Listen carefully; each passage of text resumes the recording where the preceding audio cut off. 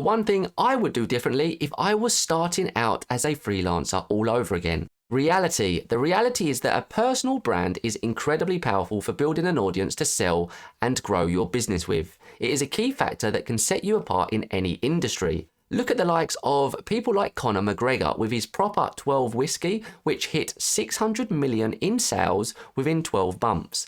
Or Dwayne "The Rock" Johnson, whose Terramana tequila did 3.5 billion in sales. Then there's Huda, a YouTube beauty star turned beauty business mogul, who became the youngest female self-made billionaire by the age of 30. Now, what did all of these people have in common? A personal brand with a massive following that they can market to.